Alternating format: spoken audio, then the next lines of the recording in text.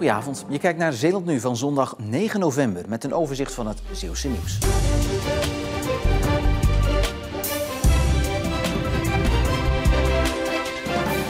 Oh, je hebt je naam erin. Mooi. Ja. Kunnen we in ieder geval niet verwisselen. Voor het eerst deed Karen Koppenaal uit Dirksland vandaag haar predikantentoga aan.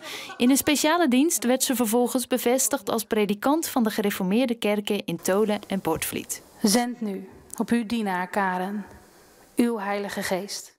Iets wat ze vroeger wellicht niet voor mogelijk had gehouden. Waar ik vandaan kom is het niet gebruikelijk dat je als vrouw predikant wordt. En ik zag dat toen ook niet zo voor me. Wat kan ik nou doen met theologie? Ik kan het wel gaan studeren, maar er moet op een gegeven moment ook gewoon brood verdiend worden. Maar 30 jaar later staat zij toch en wil ze een predikant zijn die dicht bij de mensen staat. Ik hoop dat we vooral ook kunnen samenwerken en samen een plek kunnen zijn waar ook de Heer is. En ik denk dat God een God is die graag dichtbij is, die bij de mensen wil zijn. Koppenaal zal als vaste predikant afwisselend in de Ichteskerk in Tolen en de Ontmoetingskerk in Poortvliet voorgaan. Het is niet de eerste brand in het voormalig hotel Westduin bij Westkapelle, maar afgelopen nacht is het pand wel volledig in de as gelegd. En dat komt omdat de brand niet alleen heel groot was, maar de brandweer ook een deel van het pand zelf moest slopen om bij de smeulende resten te kunnen komen. Het hotel stond al jaren leeg. In zijn eigen huis in Oost-Soeburg is een man afgelopen nacht door een bekende flink toegetakeld. Hulpdiensten hebben het slachtoffer moeten reanimeren nadat de man naar buiten was gegaan om hulp te zoeken en daar onwel was geworden. De verdachte is door de politie aangehouden. En vanaf morgenavond tot en met woensdag is de Haringvlietbrug 's nachts afgesloten voor al het wegverkeer. Dat geldt zowel voor de hoofdrijbaan als de parallelweg. Rijkswaterstaat gaat tijdens de afsluiting de noodaandrijving van de brug testen. Al het verkeer moet tussen 10 uur 's avonds en 5 uur 's ochtends omrijden. Dit weekend bracht kunstcollectief Fabricatie kunst en landbouw samen in een van de oudste boerderijen van Wolvaartsdijk.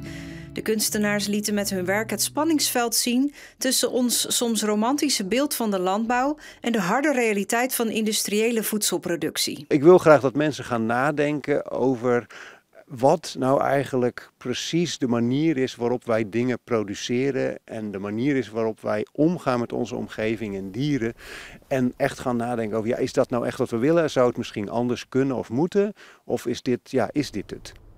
Ik zag dieren die afgedekt zijn met zeil of brillen met koeienogen. Wilt u misschien ook een beetje chockeren?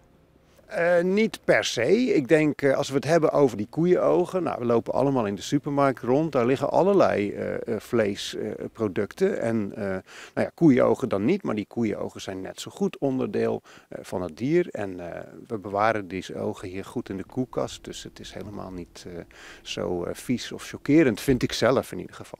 Vies of niet, het kunstcollectief blijft uitpluizen hoe industrie onze leefomgeving beïnvloedt. Deze taart is voor een 9-jarig jongetje uit Middelburg, waarvan de ouders afhankelijk zijn van de voedselbank. Dus die hebben zelf geen geld om een mooie taart met de verjaardag te kunnen kopen. Al een jaar bakken Mirjam en haar collega hobbybakkers van Gebakplaats Zeeland taarten voor arme kinderen op Walcheren en de Bevelanden. Nu het platform wil uitbreiden naar de rest van Zeeland en via andere goede doelen meer arme kinderen wil bereiken, zijn er meer hobbybakkers nodig. Wat moet je kunnen als je hobbybakker voor jullie wil worden? Nou, eigenlijk niet zo heel erg veel. Zolang je maar een passie hebt om taarten te bakken, al ben je een ster in de keuken en ben je helemaal bezig met fondant en allerlei lekkere dingen, tot iemand die nog YouTube-video's moet kijken hoe je een botercrème maakt. Maakt allemaal niet uit. Alles is welkom, als je het maar leuk vindt om het te doen. Het gaat op een oproepbasis. We hebben ongeveer een oproep of 6 à 7 op dit moment per maand. Je bakt wanneer het jou uitkomt. Heb je geen tijd of komt het gewoon niet gelegen? Geen enkel probleem, dat hebben we allemaal wel eens. Maar we zouden het fijn vinden als er 1 à 2 keer per jaar zou worden gebakken. Die breekt. Het is hartstikke leuk. Ja, het is echt heel dankbaar. Ja, zeker als je nou zo'n blij gezichtje ziet. Ja, dat is echt heel leuk. Ja, daar doe je het eigenlijk voor die reactie. De initiatiefnemers hopen op minstens 100 nieuwe bakkers uit heel Zeeland. Vandaag begon de dag met op veel plaatsen wat bewolking, maar al snel werd de lucht blauw.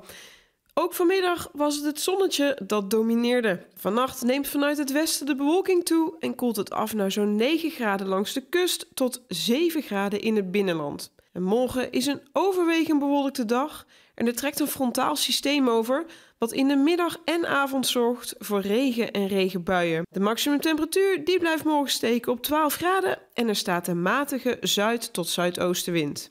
Dan de vooruitzichten. Dinsdag is het overwegend bewolkt met af en toe een knipoog van de zon en het wordt 13 graden. Woensdag en donderdag neemt de temperatuur toe naar uiteindelijk 16 graden. Vrij hoog voor de tijd van het jaar. Maar de zon, die gaan we helaas nauwelijks zien. En tot zover. Volg ons online voor het laatste Zeeuwse nieuws. Dat kan natuurlijk via onze app of omroepzeeland.nl. Voor nu nog een hele fijne avond en graag tot morgen.